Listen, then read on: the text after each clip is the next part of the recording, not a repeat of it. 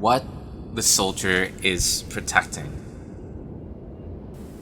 Already from this very first section of chapter 2, it's getting me to really respect the case that the author is making. Last chapter, I was questioning whether scout mindset is really the end-all be-all, and in the beginning of this chapter, she is actually putting up the case that this is something that she believes is better overall. And not only that, she's ready for counter arguments, and it seems like she's very aware of the fact that this is something that needs to be introduced so that there is a clear reason to believe that this is a better way of thought. So, in a weird way, I kind of see this as a bit of a challenge. I play devil's advocate a little bit. In the end, I do think this is a great idea, but I don't want to be so readily or so easily persuaded just from hearing it. So let's see what happens, and I'm really curious to how she backs it up. All right, so there are six categories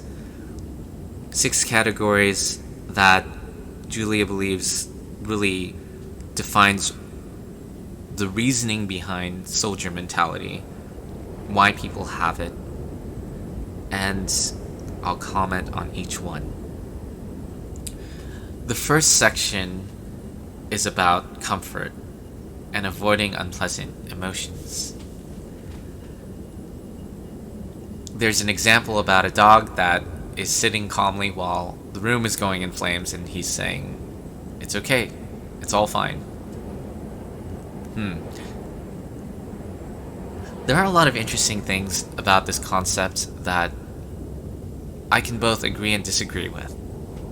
For the first part, in terms of making yourself calm, I believe that there is credence to psyching yourself out.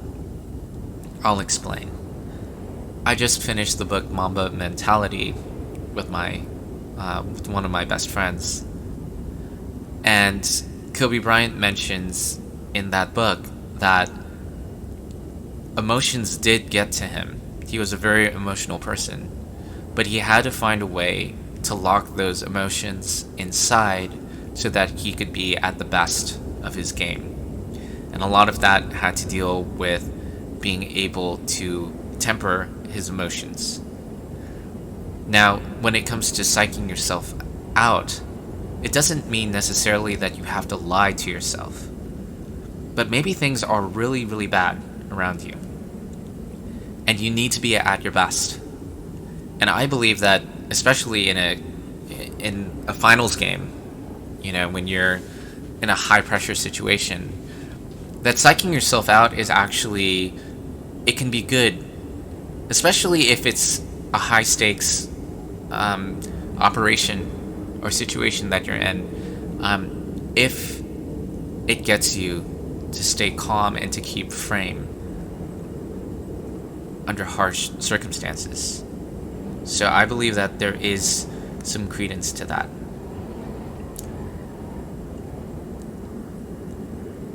Things that I might agree with this about are, obviously, one being too delusional. I think there is a line where if you start believing everything is good, it's almost like, well, we're fated for this anyway. Destiny exists, so everything's supposed to be this way because, that's how it was meant to be, and we have a fair and just creator, and this is, everything has a reason. I have a problem with that too. And I have a problem with that because it relieves responsibility to the individual. I really do believe that individuals do have responsibility, you know, to their actions, to their decisions, and you can't just wait around and say, oh, well, it'll fix itself when the time is right, and because that can be used as an excuse to be lazy or to be inactive or to do the things that you don't want to do. And yes, it does, play into what Julia is talking about here about comfort. People like to be too comfortable, and I think that's a big detriment, to be too comfortable. So again, I think it's from a case by case basis here. The next thing that she mentions is about using. Okay, so let me read this out here. The comforting thing to believe isn't always optimistic. Sometimes it's the opposite, that there's no hope, so you might as well not worry about it. So this is also something that I think she has a really good point with, and this kind of behavior is something that I don't like either, is when people are like, oh, well, I should just give up because it's hopeless. I think it's always important to give something a shot, give it a try, have a concerted effort, and at least give it your best. And even challenge the limits to what people say are true and not true. Earlier in this chapter, Julia refers to a fence that when people see a fence that is just randomly out there, they might ask, why is this fence here? Let's just get rid of it. And that fence that she's talking about parallels to soldier mentality. It's easy for a reformer to look at something and be like, let's get rid of it. But then when you look at that fence and you don't know why it was built, when you don't know why it's there, it's easy to say that. But once you figure out why it's there, then you can be like, oh, now I understand what this fence is here for. Now let me make a decision if I want to still destroy it or if I want to do something else with it. So that is something that we're doing here. We're trying to see, is Scout Mindset really all that she claims it to be? And let's see how that is. On to the next point. Part 2. Self-esteem, feeling good about ourselves. So, what's interesting is that because we're reasonable people and we can reason and we can think, if you're very good with thinking acrobatics, mental acrobatics, you can pretty much reason away things, or you can come up with excuses why this is okay or why this is right.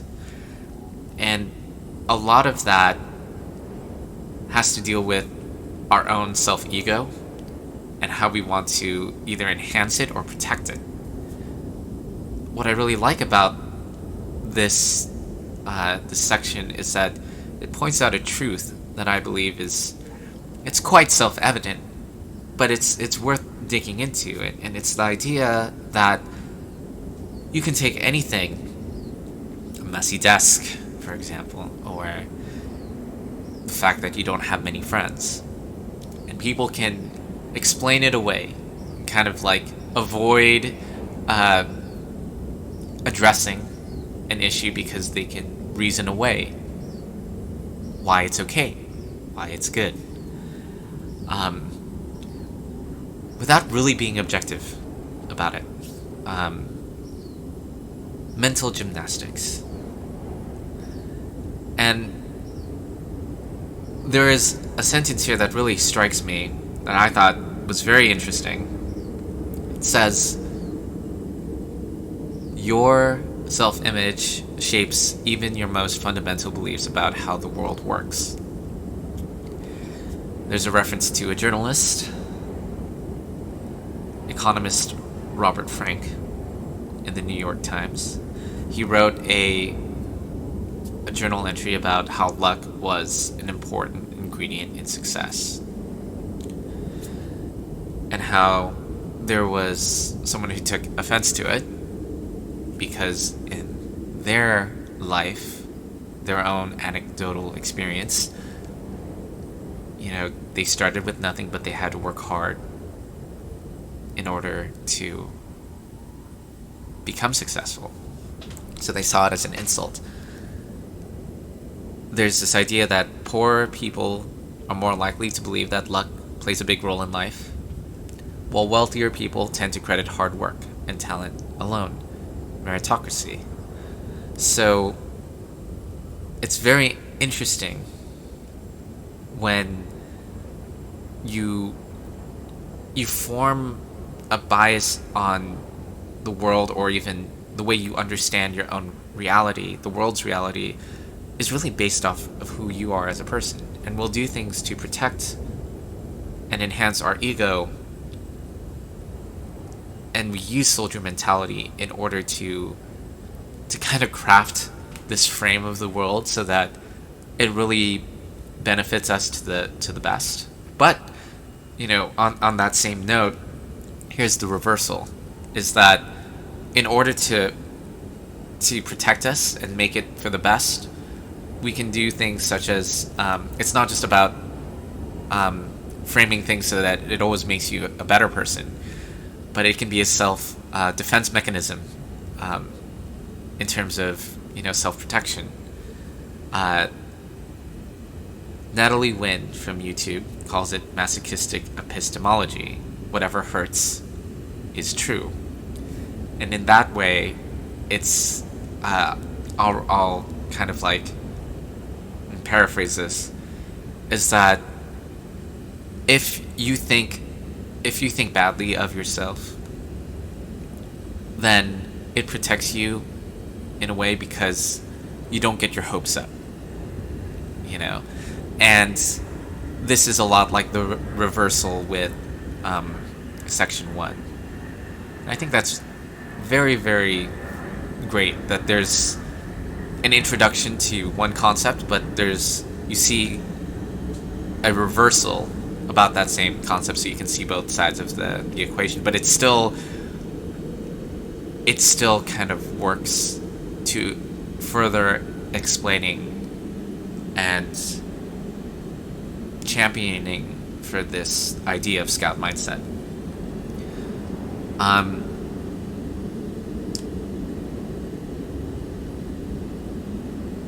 This makes a lot of sense to me. So far, everything presented makes sense. Is this a good thing? Is this fence, is it still worth keeping up? So far, it seems like, yeah, there's a reason for this fence being here. It makes sense. In a way, Julia is actually like kind of pushing for the other side, oh, this is what soldier mentality does. This is what the benefits are. I agree with it. So am I really playing devil's advocate if I challenge it, right? Because I know she's going to bring all this up, and then she's probably going to still have reasons why scout mindset is a better way. I'll still play devil's advocate to this. So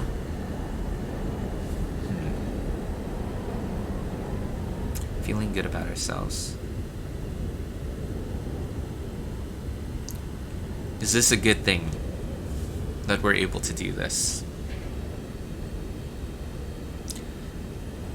In a weird way, I do feel like without a strong identity,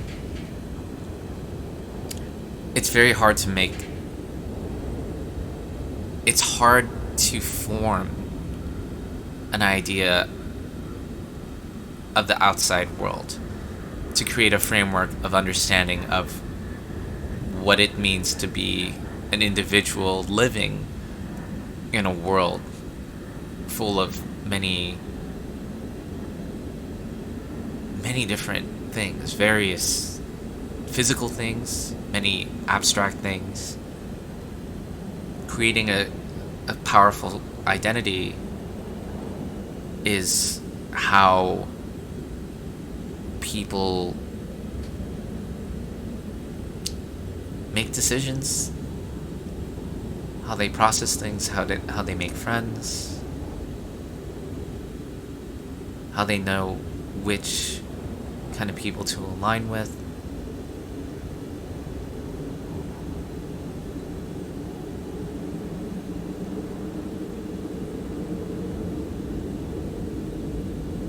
Can you take away identity?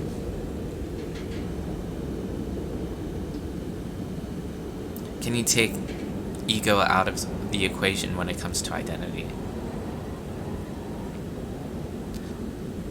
I feel like because we've lived as cavemen before, or our ancestors have lived with a survivalist kind of mentality, it makes sense why people would formulate a reality and a reality that kind of surrounds and makes them the center of the universe. To each their own. Does it benefit everybody? Is this really the right path? It's a good question. Because without identity, if you lose your ego, who are you? So that's a good question that I'm kind of thinking of. But let's keep going, because I'm curious to see what's next. Third part is morale, motivating ourselves to do hard things. This will be interesting. This one is a very well written piece. Being an entrepreneur myself, I feel like this is very true with the entrepreneurial world. Is that a lot of people, they believe, and again, it's this whole idea of psyching oneself up, that if they have 100% chance of success, that it will get them to do the things that they don't want to do. And I already can tell the downfall of that would be, if you're so confident and you don't doubt yourself, you can be running south and you think that you're going to be going north, and you just take that all the way, and without adjusting, you're going to end up failing. I actually I learned from another entrepreneur. There was a program out there called the Consulting Accelerator by Sam Ovens. And one thing that Sam Ovens points out that I think is very, very wise, and it's not just Sam Ovens that follows it, but a lot of people, is the ability to self-analyze oneself, to be real with oneself about where you went wrong, if you're going in the right direction or not, and then making adjustments as necessary. This is something that Kobe Bryant also mentions at the end of his book, Mamba Mentality. One of the difference between the all-time greats and the great players is the fact that all-time greats, they in a weird way, it's kind of like running an audit, self audit. It's being able to look at yourself carefully, understand your weaknesses, and make your weaknesses into your strengths. And this is something that you can only do if you're real with yourself. I remember earlier that there was a mention of Jeff Bezos being not very optimistic. I mean, slightly optimistic, I guess, if anything, maybe a 30% chance of success. And I think that's the great thing about being able to be real, is that you don't have to be delusional. And I think that's what this really is about. Being delusional can work to one's advantage very easily. But there's a sweet spot, I really feel, where you can't. It's actually to your best interest if you really know that all this hard work that you're putting yourself into, it's not really doing anything for you. It's getting you nowhere. You're just wasting your time. I mean, why would you want to waste your time your whole life and then realize one day, oh, yeah, I did waste my life. It's a tough pill for a lot of people to swallow. Facing reality can be very horrible for people. And again, for some people, maybe they have to live like that. They can't break out of the matrix. If everybody had the insight that they did, would they do what they're doing? Would people continue doing jobs that require labor that they realize, when they find out the truth about how things are? And maybe some people still will. People are comfortable with things that other people are not so comfortable with. So it is interesting. But this was well written, and I'm curious to see what's next. Julia also mentions at the end that these last three things, comfort, self-esteem, and morale, are emotional benefits, and the next three are going to be social benefits. So here we go.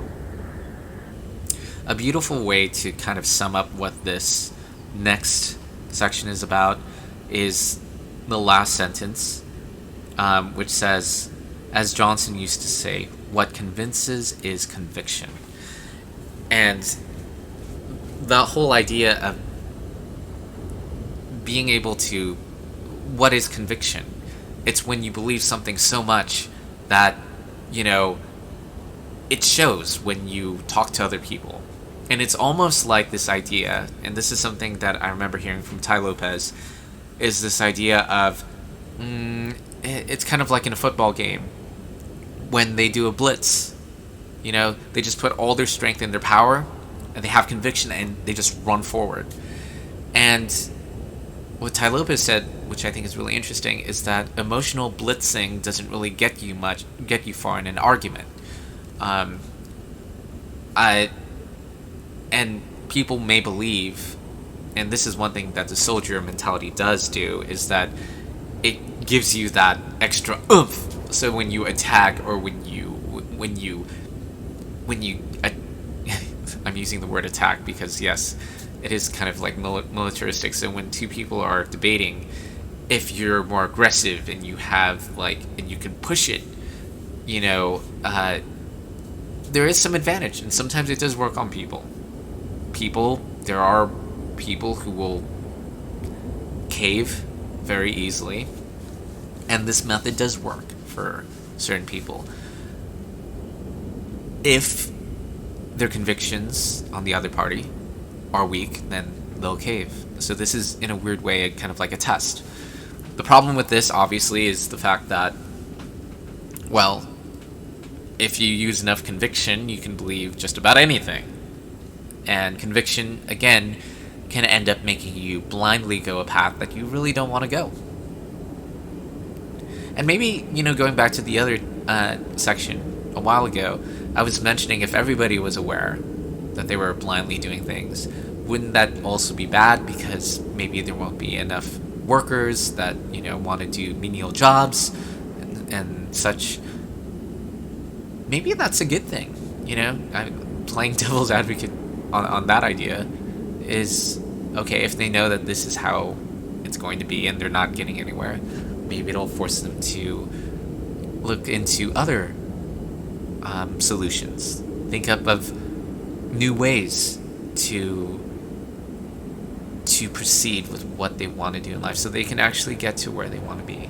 And again, this idea of scout mindset is supposed to be to help people, and why this is better than soldier mindset.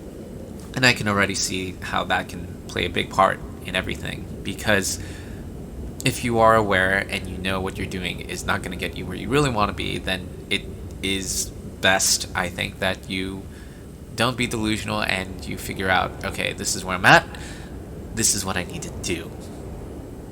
You're not just spinning your wheels, you're actually getting somewhere. Great. So the next part, image, choosing beliefs that make us look good. I respect the fact that in this section, Julia actually, there's a bit of I want to say there's, just like in the end of the section, there's a bit of playful banter, but there's some very clever things that she kind of brings up that covers the basis of what she's getting at in an interesting way. Like this, I wonder if this itself can be considered soldier mentality, because the fact that when defending your own position, and if you're trying to persuade somebody to uptake a position, isn't that still soldier mentality?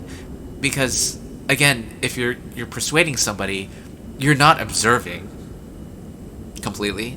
You still have to make a case, you still have to make an argument, you still have to fight. So in a way, can you really get away from this idea of soldier mentality? In order to even present this in the first place, you have to somewhat be on the offensive, right? Again, though, she does a good job of covering her bases, I would say, in a very clever way.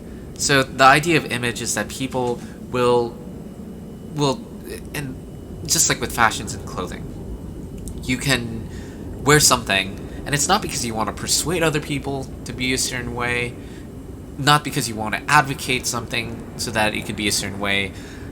It's so that people will perceive you in a specific way. And this is a social dynamic. What I think is really interesting is that she goes so far as to say that so if you want to be perceived as a nihilist, you might dress more edgy. If you want to seem more friendly, you might, you might fashion your ideas and opinions so that they're more neutral.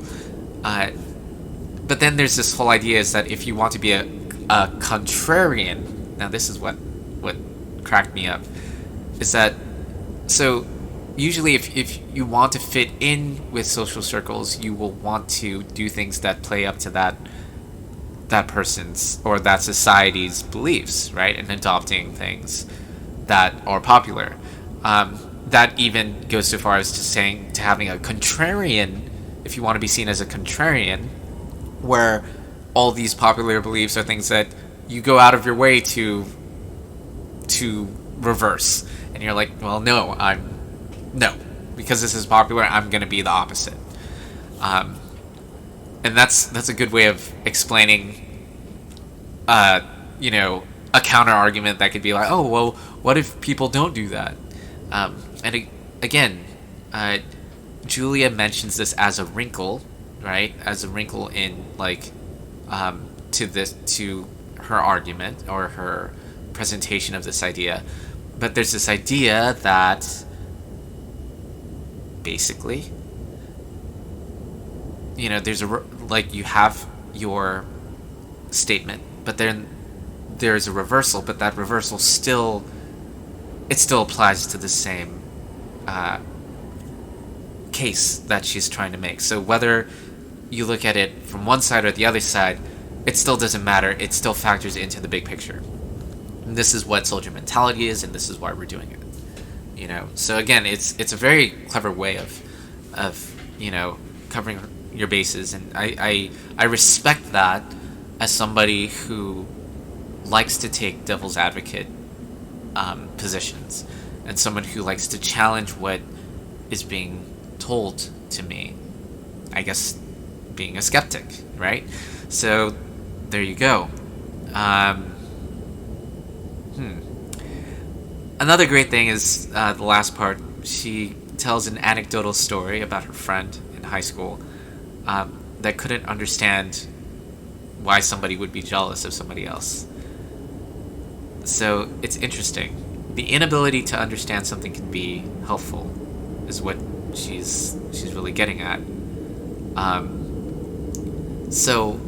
But what's funny is that, and I was hearing about this from a comedian a while back. Not a while back, I think it was just yesterday, I'm sorry, that I came across this idea. It was someone who was arguing that the planet is fine. That the planet is fine, that we don't have to worry so much about plastic and hazardous things that humans have created. And it was very fascinating. Very fascinating, because he said, to our own hubris, to our own ego, we believe that we as humans can destroy the Earth. How ridiculous.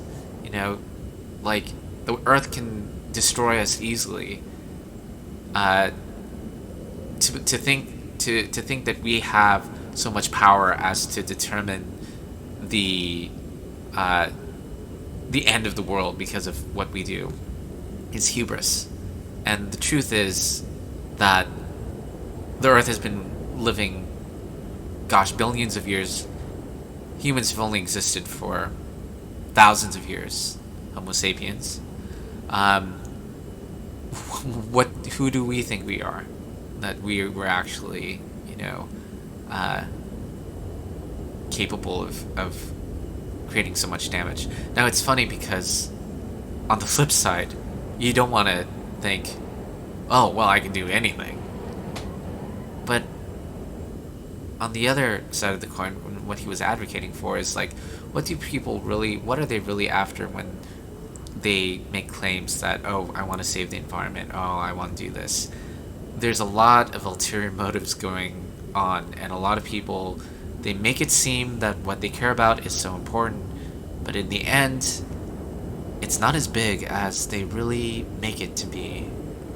And it makes you question, like, yeah, wait, am I really saving the world, or is this just for me? Is this just to make me feel better? What am I really after? Am I deluding myself? Like, at least if it's just for me, let me be honest and know, like, oh, okay, I'm just being a prick, and this is just to make me feel important, right? At least you'll be honest with yourself, and you're being a prick, and you're like, okay, well, that's how it is. Even the idea of being able to analyze something and to really to get deep into topics such as this begs the question also of, well, yeah, like, why is this? What am I doing? What's my purpose in doing this? Am I researching this for self-development? Am I doing this because I want to debunk a theory? Is it because I want to actually champion for, a theory? Obviously, and I mentioned this in my introduction, I do want to champion this theory, but I'm not going to go too easy on it. I really want to think about it. So, anyways, that's what this gives me an opportunity to do. I'm really, really excited for that. So, anyways, let's keep going. The last section, belonging, fitting into your social groups, it makes a lot of sense. People who are in one party, they usually tend to have a herd mentality, and they they go with it. There's a mention of a funny webcomic about parents saying, would you jump off the bridge if all your friends did that?" And the kid says, "Yeah, maybe." And the reasoning is, well, if the bridge is on fire, then probably there is a good reason, you know. Um, I mean, you contrast that with the idea that all your friends just all of a sudden just got super crazy for no reason. Again, I guess that depends on what kind of friends a person would have, right? But in any case, it's interesting because Julia points out that maybe there is a reason. And maybe it is okay to go with herd mentality in some cases, because maybe those other kids or those other people know something that you don't know.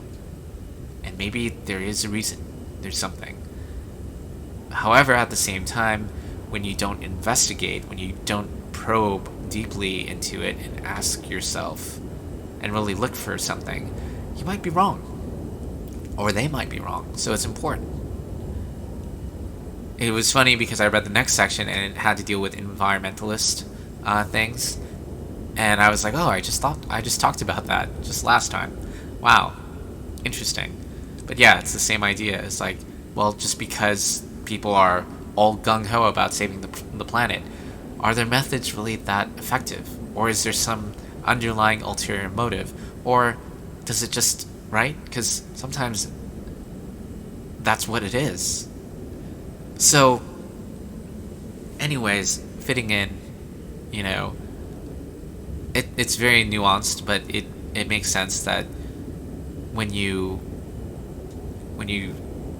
do have soldier mentality, that it can benefit, but you have to investigate a little bit further, a little bit deeper. Of course, there's this whole aspect of social ostracization as well, that if you don't believe what your group believes, then you'll be ostracized and there'll be punishment. So, and that reminds me a lot of, like, I live around the Hollywood area, and what's funny is that I know a lot of actors,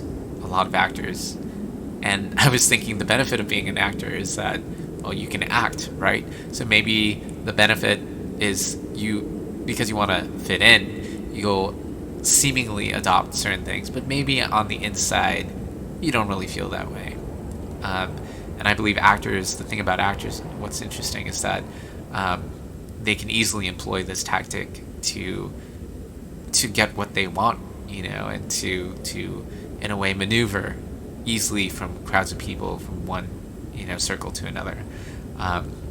Some fail, and some actually aren't able to do this, and some people are just really bad at it. But I feel like the very smooth actors that understand social norms to a great extent, they're able to be very, very agile in this respect. So that's just super interesting. So bringing in the big guns here at the very end. So Julia mentions basically that it's pretty obvious why the fence exists. This is why soldier mentality is around. It's pretty obvious. But to no surprise, it doesn't really help in terms of thinking critically. I mean, when people teach cognitive bias, critical thinking, and learn reason and logic, basically the downside is that when you use soldier mentality, we're still kind of using a soldier mentality. So it's interesting. Now, let me look at this really quick.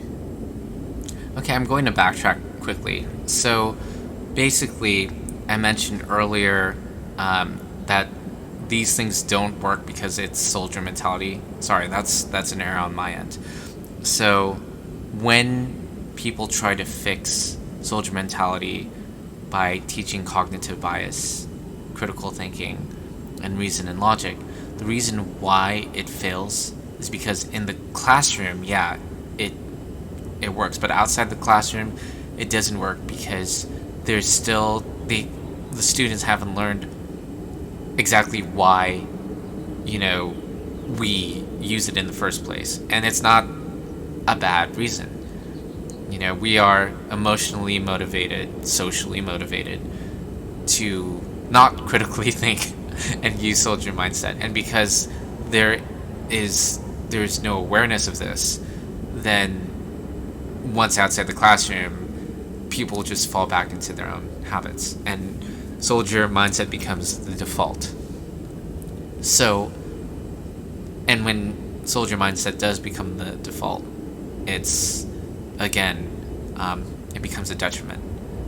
So, at the very end, Julia points out, like, okay, so it's pretty obvious why soldier mindset exists. There's a reason why this fence is here. So, here's the question. If we adopt a new mindset and we make that the default, the scout mindset, will it indeed? Is it okay to tear down this old fence? Can we still get what we want with scout mindset?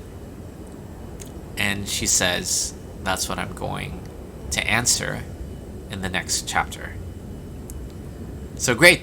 This is awesome. Very, very cool. I'm looking forward to that.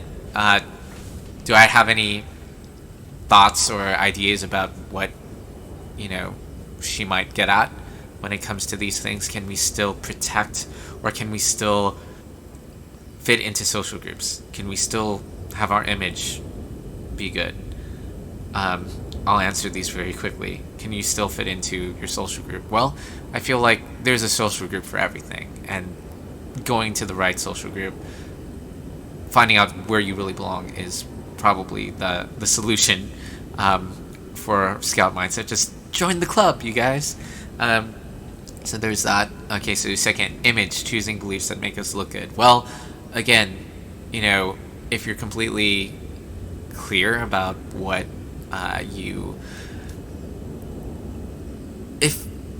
if you're not trying to look good and you're just who you are, I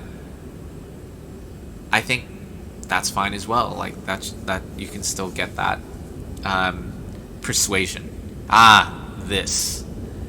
I think it's easier to persuade people to your opinion when you express doubt, because then they're like, oh, this guy has, or this person has actually thought about the other side. They're not disillusioned, but they can still kind of like shoot out their point. They can still, they still believe it. Why? So, for example, I'm a Catholic, right? And people might be like, okay, well, they're Catholics, so you probably never challenge your belief. Or I'm like, you really believe in the Judeo-Christian God? Okay, that's interesting. You must want to, live forever in eternity, right? That's your motivation. It makes sense, right? And I'm like, no, not really. I mean, if we die, that's it. Then I'm cool with that. I'm like, really? Oh, okay. It kind of like makes people think about things a little bit more, because you're like, oh, so you've really challenged your belief. You've really put it through the ringer. You still believe it. I'm curious about that. Why? It's like, okay, sure. Well, I'll tell you. And it's because I've checked out like the counter arguments. I know what they are, and I have my own kind of like counter arguments, whatnot. But yeah, it's interesting. To me, I feel like a lot of people think that it's easier to believe in God than Christianity, and for me, I'm like, no, it's easier to believe that there's no God. It's easier to not believe in the Judeo-Christian God. That's easy. That's super easy. It is a challenge, actually, to be able to see things, the light that there is one.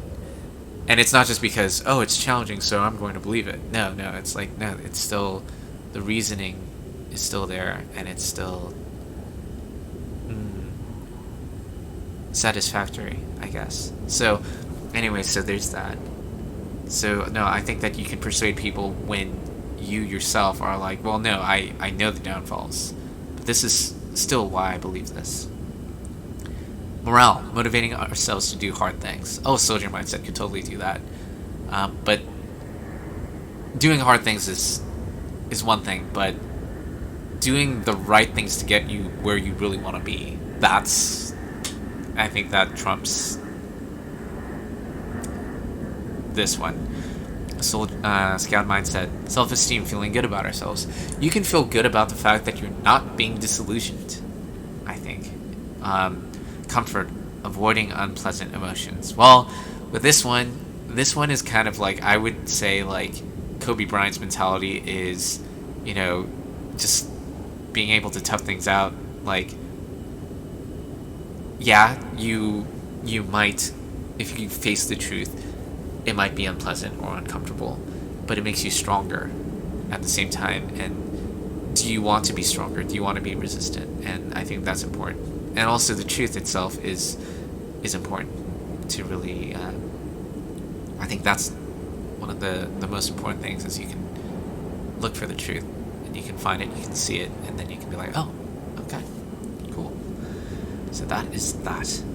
So anyways, that's the complete analysis for the third part of this book. I hope you guys have found this useful, and yeah, until next time, have a great day.